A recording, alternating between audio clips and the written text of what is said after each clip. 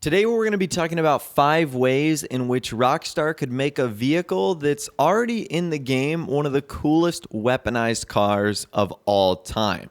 And I think this is a vehicle we should totally see in the future of GTA 5, or I guess I should say an upgrade in a future online update.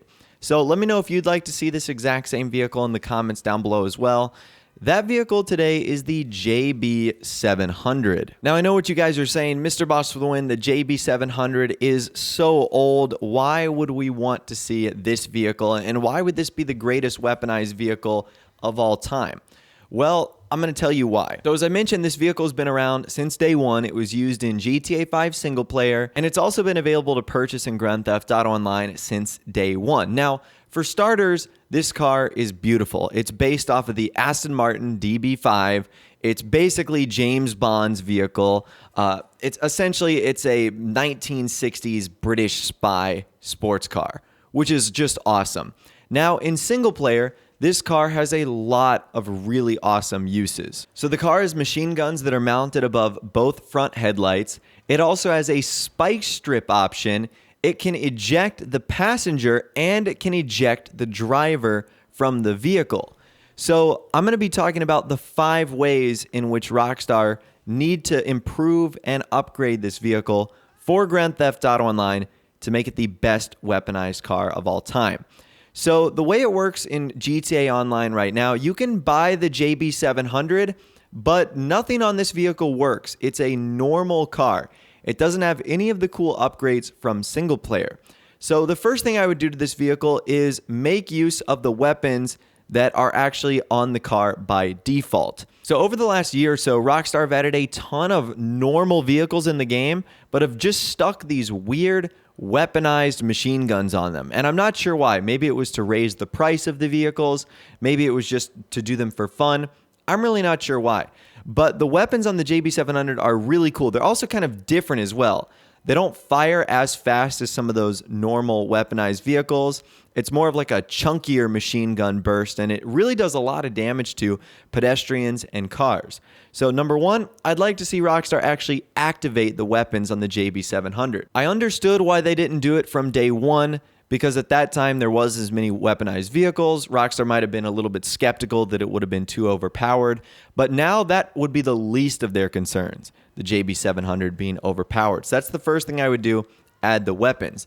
The second thing I would do is I would have the option to remove the weapons. As I was talking about earlier, the JB700 is one of the most beautiful cars in the game, but for many it's ruined by having those machine guns that are on, both of the headlights. And some people don't want that look on the car, and there's no way to remove them, which is really unfortunate, especially if you're going to be using the vehicle for a passive purpose. So that should be a simple fix, just removing the machine guns if you don't want them on there. The third thing Rockstar needs to do, they need to add the spike strip feature back on this car. So wouldn't that be awesome if this was the one vehicle in the game that actually had deployable spikes that could actually, rupture car tires? I think that would be awesome. So number 1, it would give the JB700 sort of a unique feature. So there's plenty of vehicles that have the machine gun weapon on the front, but the JB700 would be the only one with the spike strip option, making it very unique. Now, this would do a couple things. Number 1, you could just go around spike stripping random NPC cars, which would be a lot of fun. But also, number 2, it would actually provide quite a useful kind of option for this vehicle for deploying spike strips to neutralize other vehicles. And it would really have the importance of putting bulletproof tires on your cars, because now there's this vehicle that players can own that can basically deploy a spike strip right in front of you and neutralize your car. So that would definitely be one thing you'd have to consider, but I would love it if the JB700 got that really cool spike strip feature. Number 4 today, that would be the passenger ejection button. So this car comes with a button to eject passengers out of your car.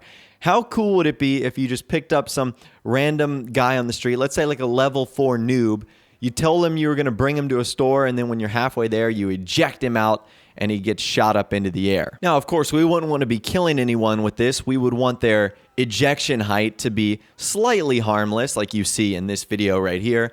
But that would be a lot of fun just to play pranks on your friends or other crew members or unsuspecting players. And this could be a feature that Rockstar actually adds to the vehicle. So something they charge, $100,000 for in order to get on the JB700. So that'd be pretty cool right there. And the fifth and final thing I'd like to see Rockstar do to this vehicle, and that would be adding the driver ejection button. So I know what you're saying. Why would you want to eject yourself from the vehicle? Well, just like with the passenger ejection, you can have a lot of fun with it. Imagine you're driving on the Del Perro Pier, you're driving towards the water, you've got a passenger in there, your passenger, your friend, or your crew member saying, dude, what are you doing? You're driving towards the ocean. All of a sudden, you hit the ejector button, you land safely on the pier, and you send him flying out into the ocean. Stuff like that can be a lot of fun, and it's what I think we need to see in Grand Theft Auto Online. And the best part about all of this, all these features are already on this car. All Rockstar would have to do would be to update it and add those features into the game, which I think is something they can pretty easily do. Now, the only problem with this is I'm not sure when Rockstar would do this. I'm not sure if they would need an update based around spies and bad guys or superheroes or something like that, or if they could just do it in a normal DLC update as sort of a JB700 2.0. Now, the only problem with those last two things, and I'm not sure how Rockstar would make this work, is once you do eject either the passenger or the driver, the roof obviously has to come off. So I'm not sure how Rockstar could make that work without messing up logic here.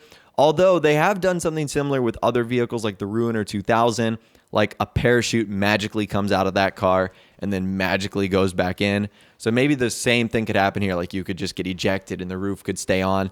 I'm really not sure how they could make that work, but that would be an amazing feature and probably the only hurdle I could see to Rockstar not adding this into the game. But anyways, that's all I'm going to be talking about for you guys in this video today. That right there is 5 reasons why the JB700 would become the best weaponized vehicle in the game if Rockstar made these 5 simple changes. I'd love to hear from you guys in the comments down below. What would you think about these changes being made to the JB700? Would you like them? Do you think they'd be awesome?